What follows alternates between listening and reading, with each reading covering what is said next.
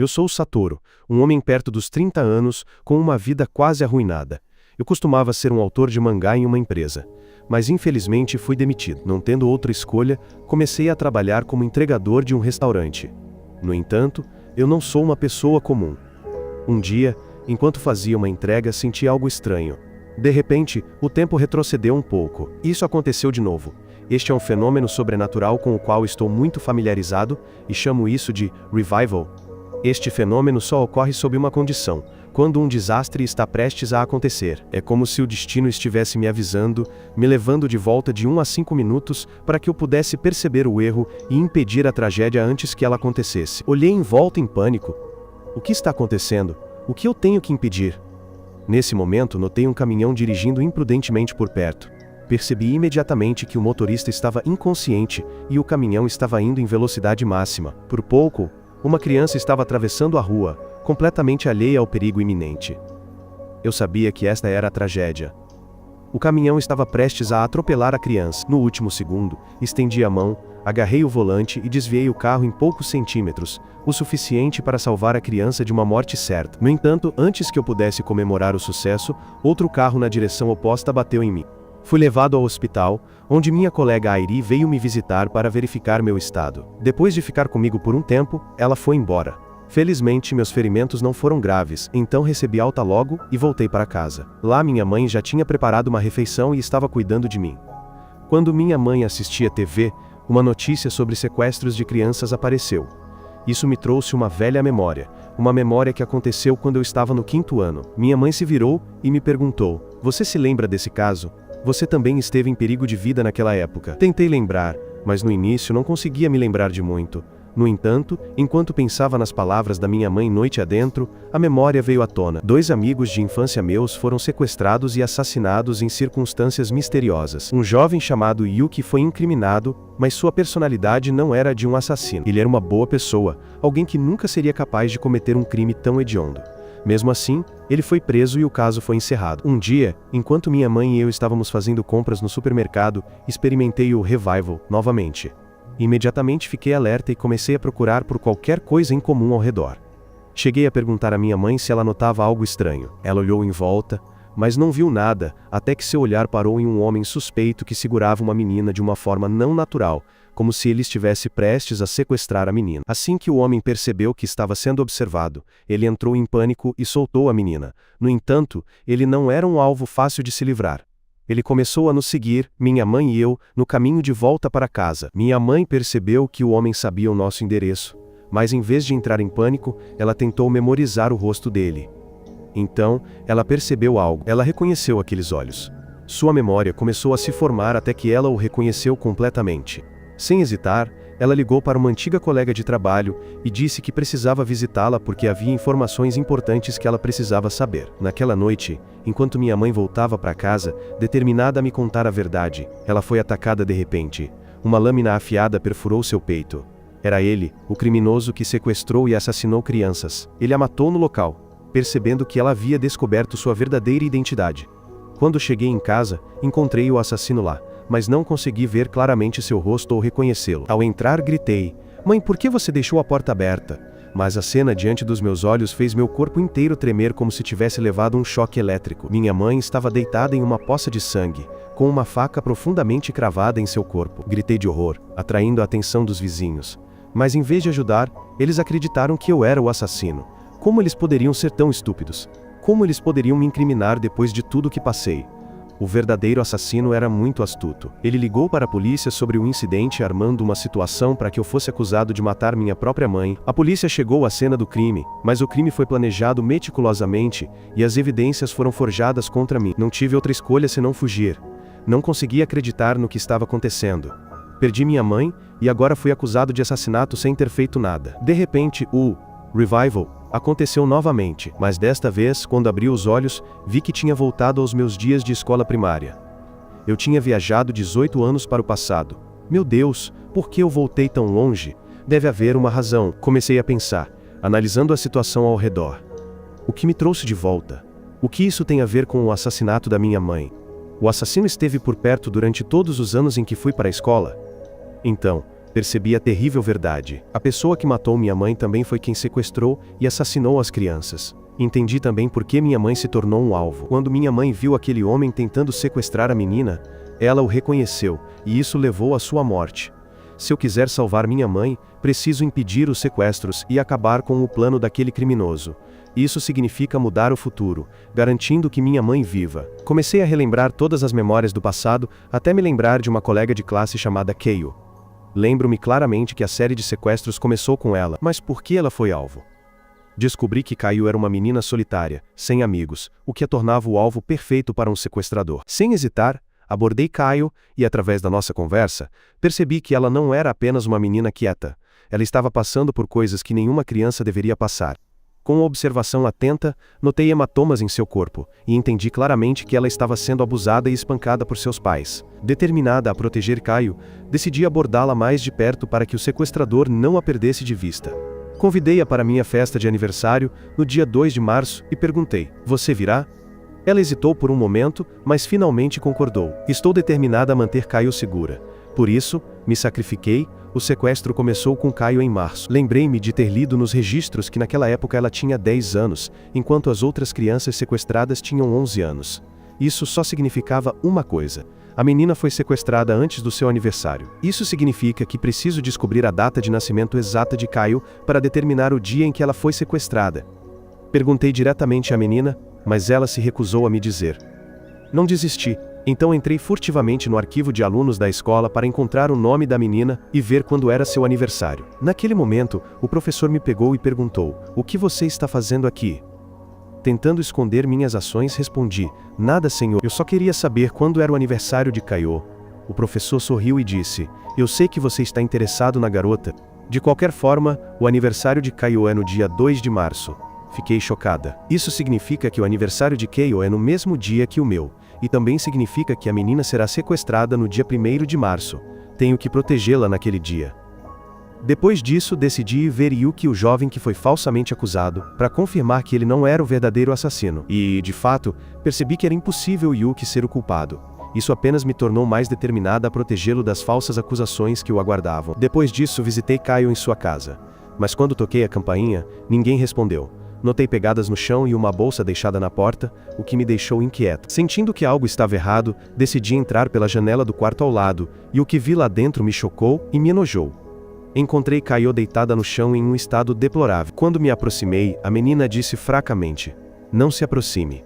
Antes que eu pudesse lidar com a situação, a mãe da menina entrou e disse friamente: "O que há de errado, Keio? Você está se trancando neste quarto de novo, sua criança teimosa?" Olhei para ela furiosamente e perguntei: "Por que você está tratando sua filha com tanta crueldade?" A mãe da menina respondeu secamente: Eu não fiz nada com ela." "Pergunte a ela." Keio olhou para mim com olhos tristes e disse: Eu apenas caí." Claramente devido ao abuso de sua mãe, Keio se tornou um alvo perfeito para um sequestrador. Qualquer um que visse a garota em tal estado, diria que ela é uma criança abandonada, alguém cujo desaparecimento não seria notado imediatamente. Eu estava determinado a resgatar Keio, não apenas do sequestrador, mas também da mãe dela. Após observar a garota, descobri que ela sempre chegava atrasada à escola às segundas-feiras. A razão era que a mãe dela a maltratava nos fins de semana, e então tentava esconder os hematomas, atrasando seu retorno à escola para que ninguém notasse essas marcas. Fui falar com o professor para relatar este assunto, mas fiquei chocada com a reação dele. "Professor, o senhor já sabia, meu filho?" Perguntei. "Se o senhor sabia, por que não fez nada? Por que não a protegeu?" O professor suspirou e respondeu: "Não podemos fazer nada. Não é fácil para nós interferirmos na vida pessoal dos alunos. Todos nós sabíamos que Keio estava sempre sozinha. Chamamos funcionários de bem-estar infantil para verificar a garota várias vezes, mas ela sempre encontrava uma maneira de evitá-los, mas um dia libertaríamos a garota de sua mãe." Voltei para Keio e continuei a passar tempo com ela, conversando com ela e fazendo com que ela se sentisse menos sozinha. Comecei a sentir que estava realmente fazendo a diferença. Estou realmente mudando o passado, pensei. Lembro-me de já ter estado neste lugar antes, mas na época eu estava sozinha. Esta é a prova de que estou mudando o futuro. E, finalmente pela primeira vez, vi Keio sorrir. No sábado, dia em que ela costumava ser espancada, fui à casa dela e perguntei à mãe dela: "A garota vai participar da viagem ao Museu de Ciências conosco?" Nós não vamos brincar, nós vamos aprender.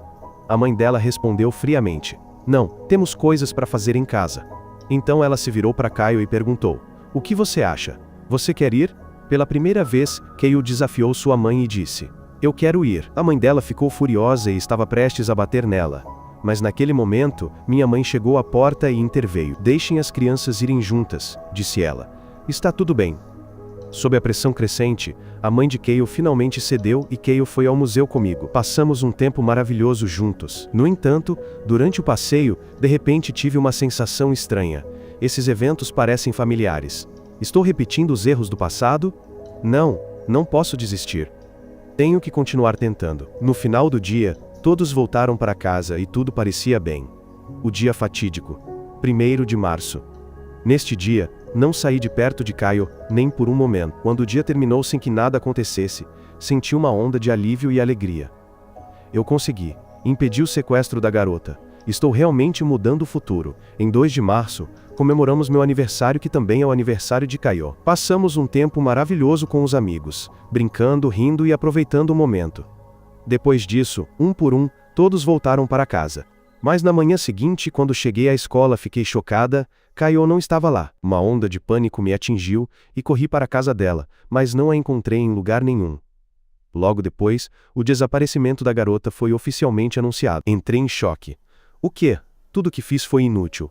Pensei que tinha mudado o dia do sequestro da garota, então por que ela ainda foi levada? E então eventos igualmente desastrosos aconteceram novamente. Mais crianças foram sequestradas. Yuki foi falsamente acusado e detido como antes. Naquele momento fui arrastado de volta ao presente. Nada mudou. Minha mãe ainda vem. Eu ainda estou fugindo da polícia. Caio desapareceu. A única diferença é que a data de seu desaparecimento mudou de 1º de março para 3 de março.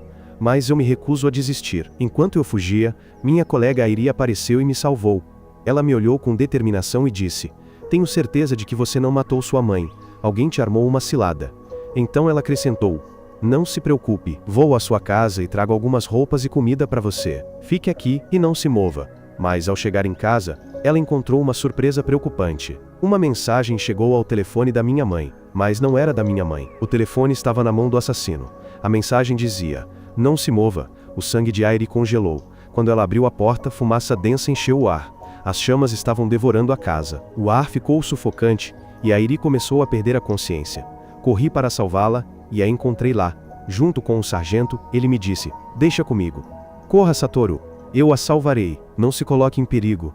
Quando corri, a garota discretamente colocou seu telefone no meu bolso sem que eu soubesse. Depois de escapar, descobri o telefone e percebi que o assassino era o mesmo que fez isso com ela. Oh não, as coisas estão piorando e não entendo mais o que está acontecendo. Decidi encontrar o homem de quem minha mãe falou sobre o assassino ou sequestrador. Perguntei a ele: O que exatamente minha mãe disse a você? O homem respondeu: Ela descobriu o nome do sequestrador de crianças, mas infelizmente ela nunca lhe disse. Eu deveria ter me encontrado com ela para discutir o caso. Mas parece que o sequestrador a observou e a matou antes que ela pudesse revelar seu nome. Se ao menos ela tivesse me contado. Enquanto isso, Airi estava no hospital tratando de seus ferimentos leves. Ela queria vir até mim, mas a polícia a estava observando. Ela contou tudo para sua mãe, e sua mãe decidiu ajudá-la. Ela se disfarçou e assumiu o lugar de Airi, dando a Airi a chance de escapar do hospital. A Airi me ligou e nos encontramos. Ela disse: Vim para avisá-lo sobre um homem suspeito que nos encontrou antes e conheceu o sargento. O nome dele é Nishizon. Mas eu respondi: Não há ninguém com esse nome na lista de suspeitos. Certamente estamos usando um nome falso. Cheguei ao auge do esgotamento mental e não conseguia mais organizar meus pensamentos. Eu disse a ela: Fique longe deste caso, Airi. Não quero que você se machuque por minha causa. Obrigado, mas isso é o suficiente. De repente a polícia invadiu. A polícia vinha seguindo Airi e nos cercou, capturando-me com sucesso. Airi começou a chorar, dizendo: Sinto muito, eu não sabia que eles estavam me seguindo, é culpa minha.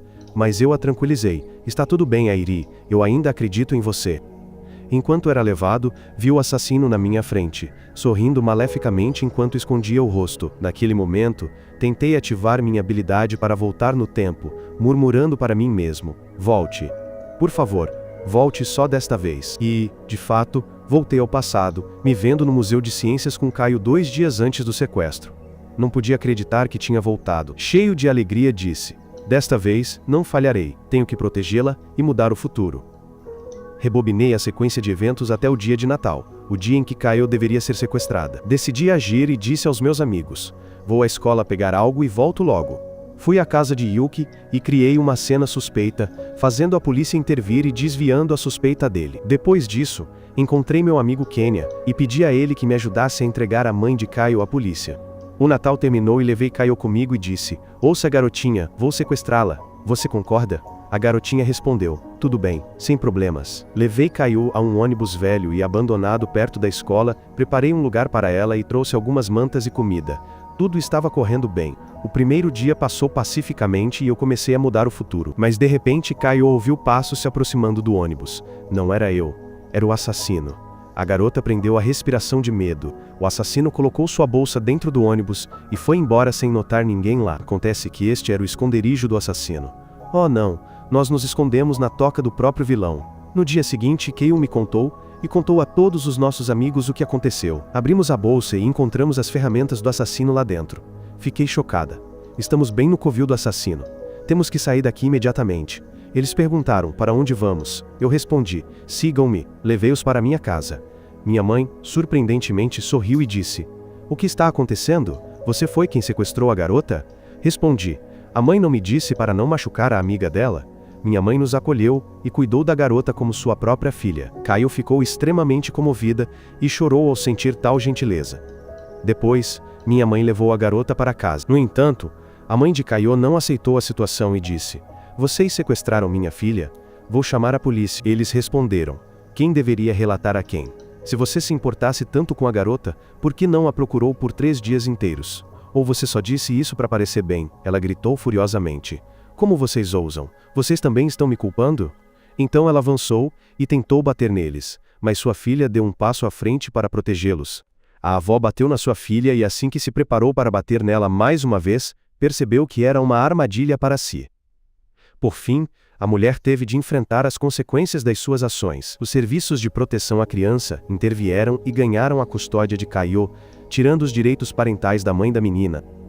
Assim, não só salvei Kaio da mãe abusiva, como também a salvei de ser sequestrada, mudando o seu futuro. Mas já acabou?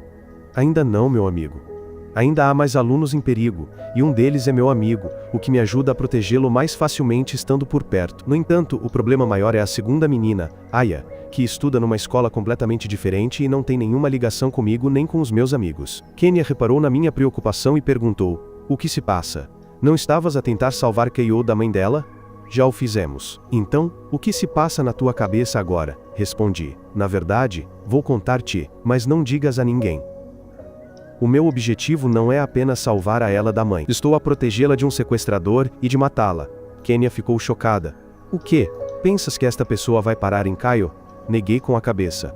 Não, ainda há mais pessoas que precisamos de proteger, incluindo Aya. Kenya não conseguia acreditar e disse sarcasmo: que tipo de história de detetive é esta? Estás a ser detetive sem nos dizeres. Mas, no final ele decidiu ajudar, dizendo: ok, vamos ver até onde esta mentira nos leva. Comecei a tentar fazer amizade com Aya e a convencê-la a juntar-se ao nosso grupo. Finalmente consegui, e a menina tornou-se nossa amiga, o que significa que consegui proteger todos os alunos que estavam na mira. Kenya perguntou-me então: já acabou agora? Respondi: não, o assassino não vai desistir facilmente. Ele vai procurar outra criança para sequestrar, e eu preciso de descobrir quem será a próxima vítima. Depois de pensar, raciocinei que o próximo alvo seria uma criança solitária, tal como Kaio era antes. Havia apenas uma menina que se encaixava nessa descrição: Misato. Comecei a seguir Misato e reparei que ela foi ver um jogo da sua turma. Segui a menina, mas ela entrou na casa de banho. Fiquei à espera lá fora. A menina demorou muito tempo lá dentro. Enquanto esperava que ela saísse, assustei-me quando um professor se aproximou e perguntou: o que estás a fazer aqui, Satoru? Já acabaste com Kaio? E agora, perseguindo Misato, tentei explicar. Não, estava apenas à espera que ela saísse da casa de banho. Mas o professor apontou para Misato, que já tinha saído, e disse: aquela menina está a chamá-lo. Então, quem estás à espera? Olhei para fora e vi um pequeno caminhão da família Yuki. Percebi imediatamente que a menina tinha sido sequestrada. Implorei desesperadamente ao professor que me ajudasse a persegui-lo. O professor concordou e nós perseguimos-lo. Mas, no caminho, o professor começou a falar de forma estranha. Depois disse: Vou contar-te um segredo perigoso. Este caminhão não é meu. Naquele momento, percebi a verdade aterrorizante. O professor é o assassino. Ele sabia tudo sobre os alunos e planeou tudo meticulosamente. Quando percebeu que eu interferia constantemente nos seus planos, decidiu livrar-se de mim. Fiquei completamente chocado ao perceber que tudo era uma armadilha para me apanhar. O professor foi quem disse a Misato sobre o jogo, que impôs drogas na bebida dela, forçando-a a ir à casa de banho. Todas as pistas levavam a uma coisa: a verdadeira identidade do assassino. Mas era tarde demais. O professor já me tinha apanhado no caminhão e estava a afundar-me no rio. Enquanto afundava, agarrei-me à esperança e disse ao professor: eu sei o teu futuro e vais precisar de mim. Voltarei para te acabar. Depois, afundei completamente.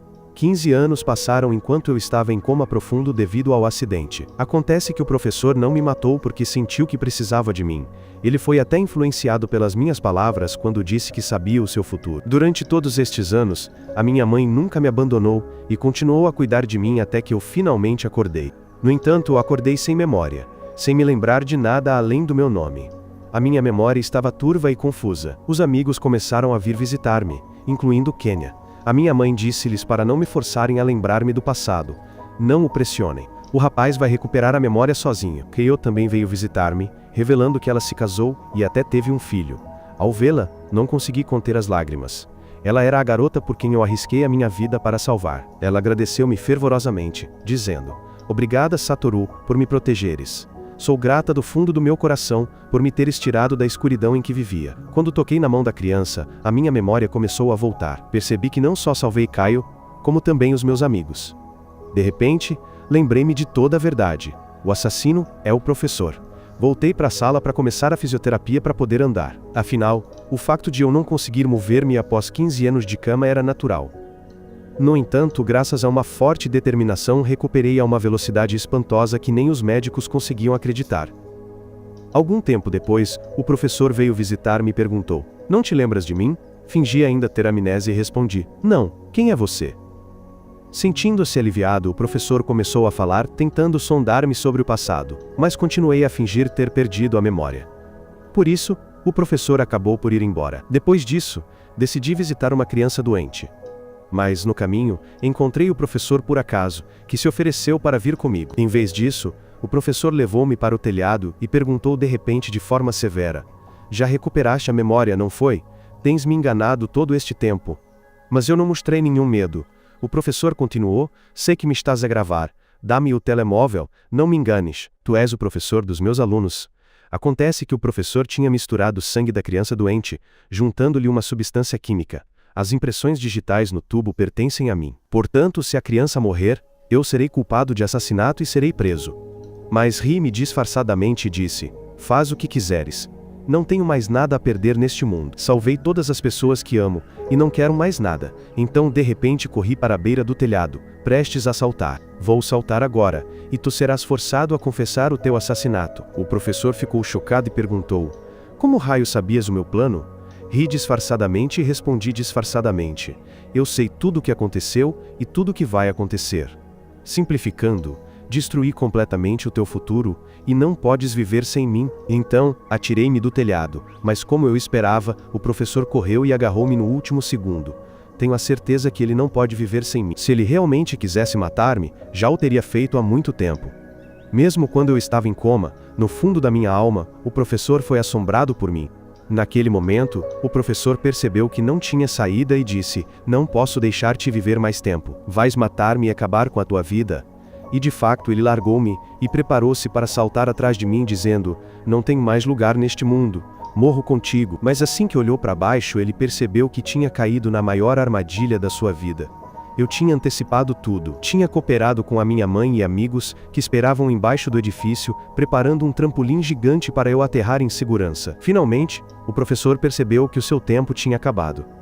Ele foi preso, e a vida voltou à normalidade mais uma vez. Não só sobrevivi, como também mudei o futuro sombrio que me esperava. Cheguei até a tornar-me um famoso autor de manga.